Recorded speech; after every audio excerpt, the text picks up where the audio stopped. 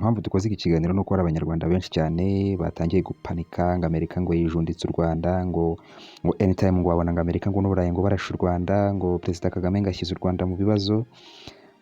N'ahantu dukorera numvaga abagabo bamwe bari kubiganiraho bafite n'ubwo bari kwihugika ngo Amerika ngo umuvugizi ngo Amerika ngo yavuze ngo u Rwanda ngo ibintu ngo ruri gukora muri Congo ngo ruri gucunshuranga akarere kose k'ibiyaga bigari ngo mu ntambara. Actually nukuri iki kiganiro witonze uraza kumva neza iherezo ry'ibi bintu ndetse uraza no gusobanukirwa umuntu ufashe M23. Ntabwo mu by'ukuri u Rwanda ari rwo rufashe M23 uretse n'urwenya nta nubwo ari rwo.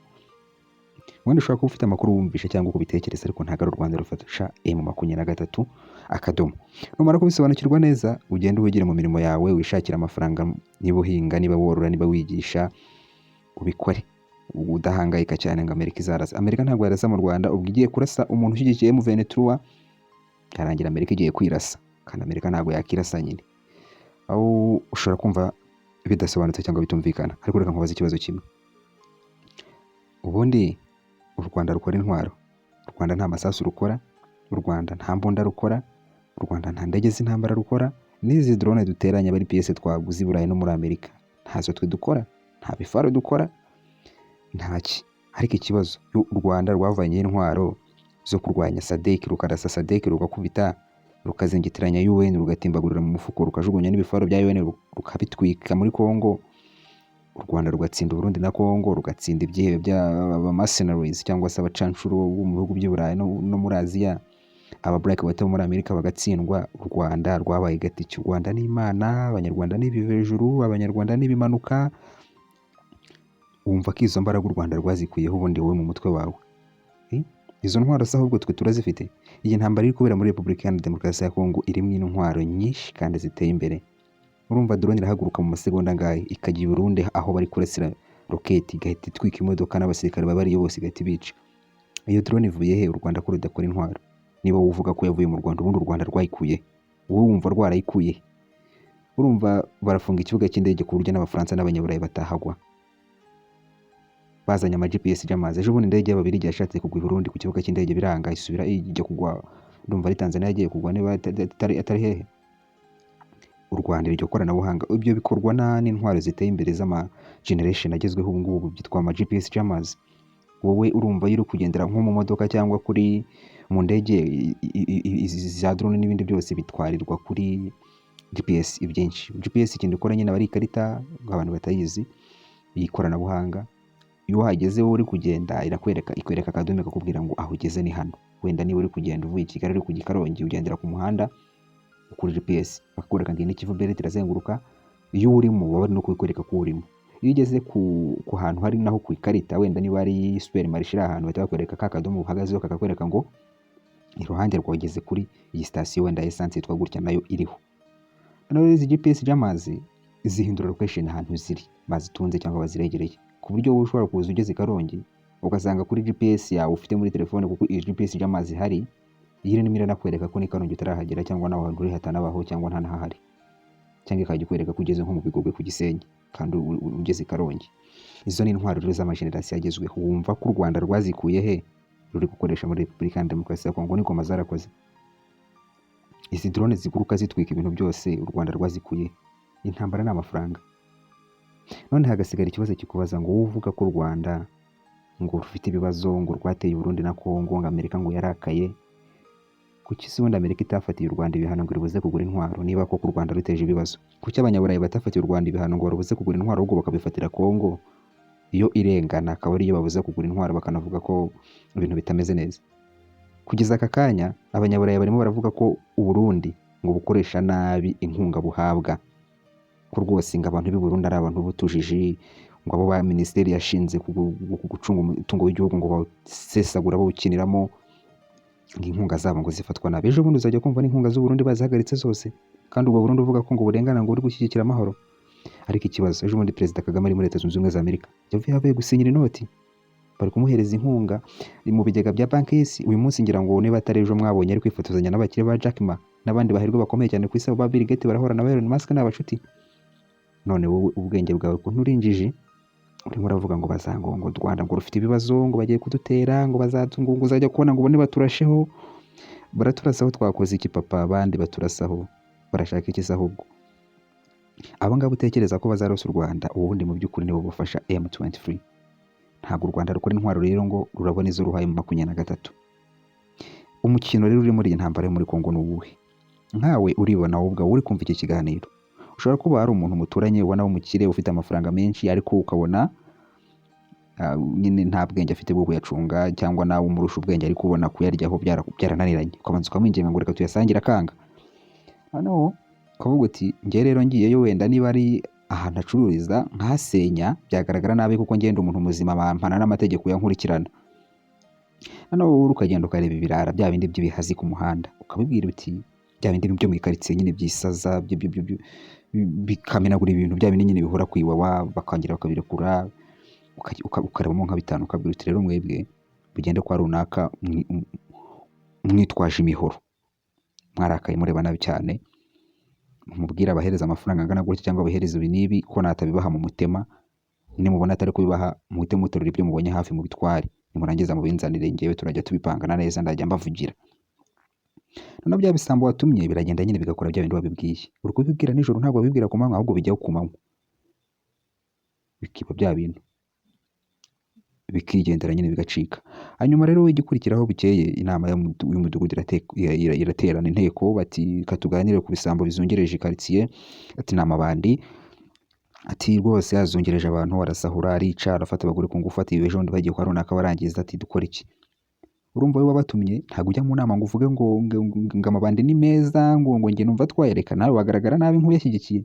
Ugomba guhita uvuga ati aya mabandi azungereje abantu, yarambuye abantu, abujije abantu amahoro, ati tuyashakira ibihano. Mu gihe abandi nabo bari gutekereza ko yashakira ibihano, nawe ujyamo uteye amabandi rwose arakabije, ariko making sure ko nyine bataza kuyafatira igihano gifatika. Mwebwe mukavuga gusa muhugenza, nawe ukaza ukavuga ati amabandi, ati nanjye ejo bundi yantegeye mu nzira yarampushije, ati ndi kubona aya mabandi ari kuganisha umudugudu wacu ahantu habi.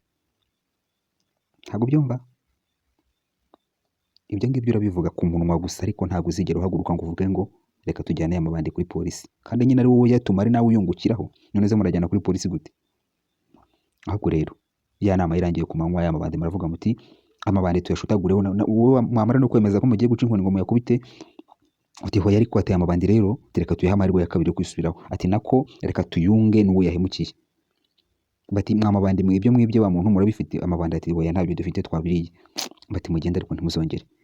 Mu gihe hagize umuturage utsimba rugato ati amabandi rega urabona ntibanize, aba bantu ninjiji ntabwo twabakubita, urumva ahubwo mu bagorore, ugomba kubavugira kuko aribo batuma. Hanyuma nimugoroba ukababwira ati ejo muzajye noneho nimubona n'umwana we muzamwice.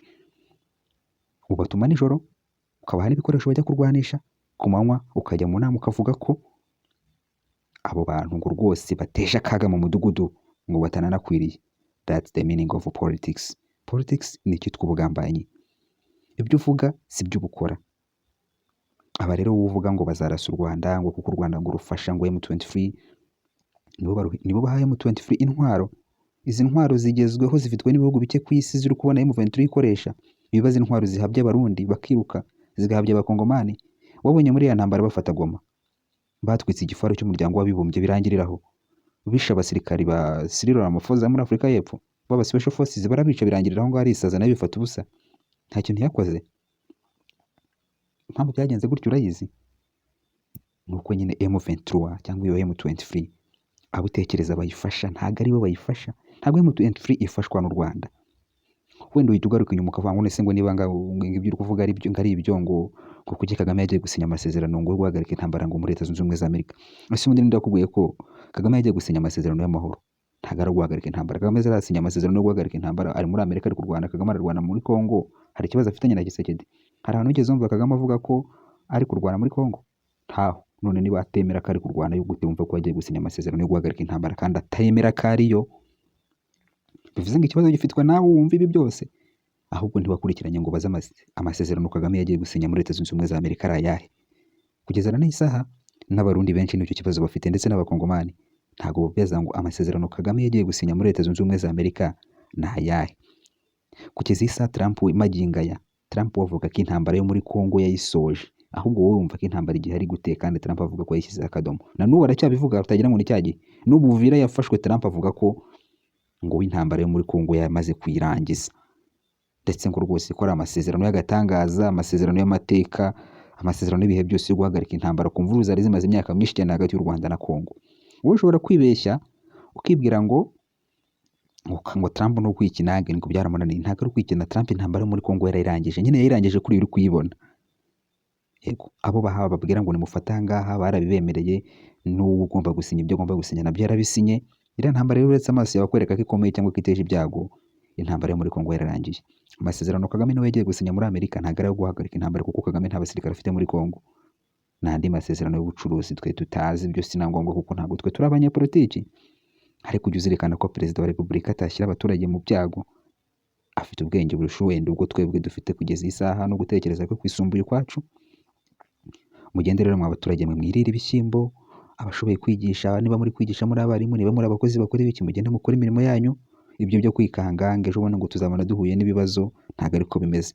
Actually ibihugu bimwe na bimwe nka Leta Zunze Ubumwe za Amerika, ibihugu by'i Burayi, nabyo bimwe na bimwe nibyo biri gufasha M23. Ni nabyo biyiha intwaro na ririya koranabuhanga n'ubutasi bwose. Kuko abarundi mu gihe bari mu mandazi bari kuvuga ngo M23 bimeze bityo, basanga M23 n'amakuru yabo yose afite.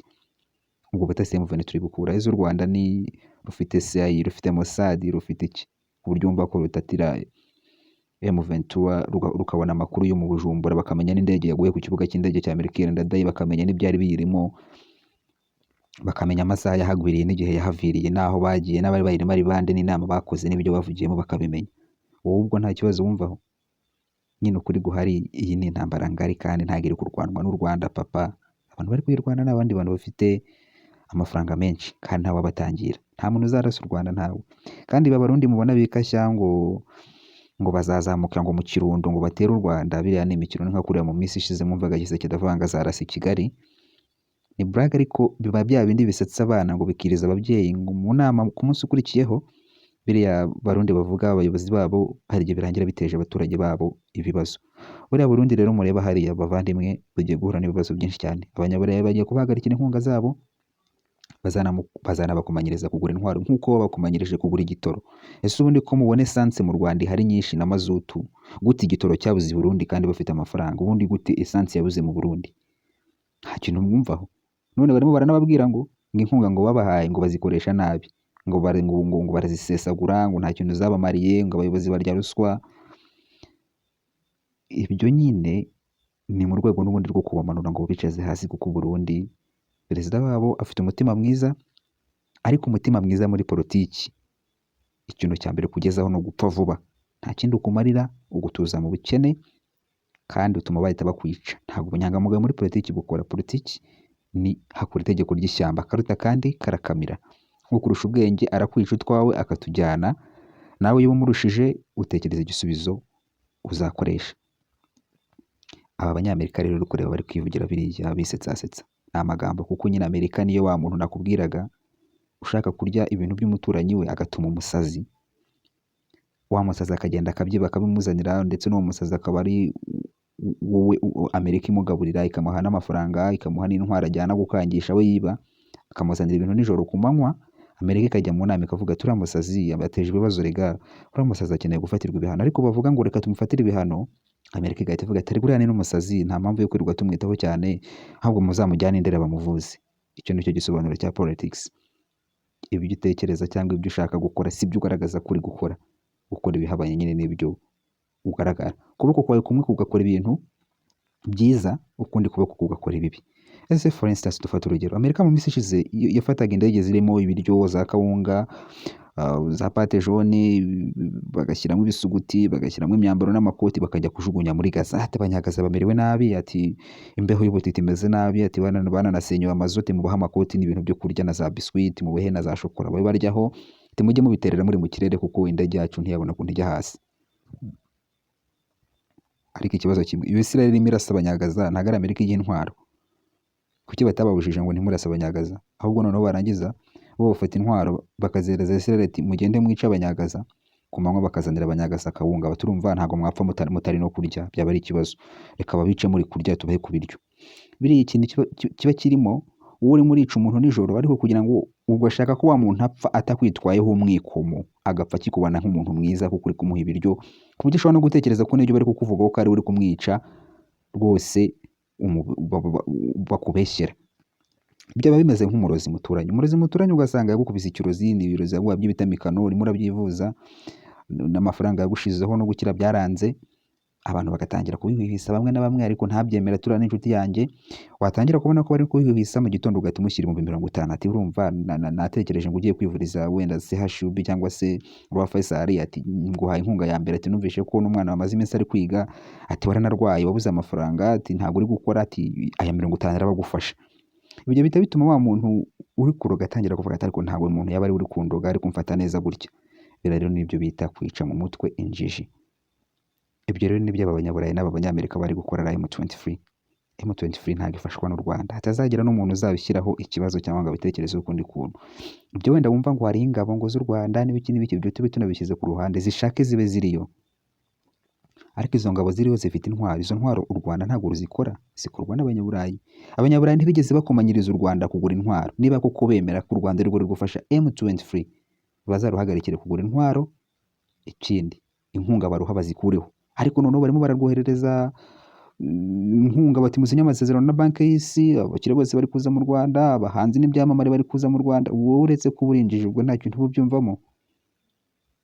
Bariya nibo bari gukora ibyo byaha, ni nabo bari kurasa Kongo, ahubwo bashatse nyine igitambo cyo kwegeka hayo makosa. Bavuga bati nose gute umuntu azaraswa akaba uri kumutera inkunga, batubwo umutera inkunga ni u Rwanda. Ntugire mbigusubirire mu Rwanda ntabwo rukora intwaro, kandi M23 ufite intwaro zigezweho. Izo ntwaro ziva i Burayi no muri Amerika. Bivuze ngo rero ntabwo u Rwanda ari rwo rufasha M23. Bivuze ngo nta muntu uzigera urasa u Rwanda. N'iyi ntambara bavuga ngo igiye gutemba mu karere ntayihari, ninde urwana se ko ntawe uhari? Abakongomani batsinzwe bamaze kwamburwa imirigi 3 nibo bazaza kurasa mu Rwanda. Aba Barundi barunze batayo na batayo Uvira zitagira ingano, bakarenga bakabakubitira hareba inziga bakabirukankana, nibo bazaza kurasa mu Rwanda. Ubwo si ubwo wumva bo bishoboye saho uretse no kuba wenda batanabitinyuka, baranabishoboye basi. Mwiryamire rero abafite igikoma mu kimwe. Muri iki kiganiro twababwiraga mu by'ukuri umuntu ufasha M23, kandi mbigusubiriremo. Aba banyamerika, aba bongereza, bari abisirayeli mureba hariya, aba bantu batatu, buriya n'abashinwa nabo bari mu bugambanyi, nabo muri Katari, Arabia Saudite. Aba bantu uri kumva ibyo bihugu cyane cyane nkubwiye, ubundi abo ngabo nibo bafasha M23, ni nabo bayiha intwaro. Niyo mpamvu M23 itazigera itsindwa.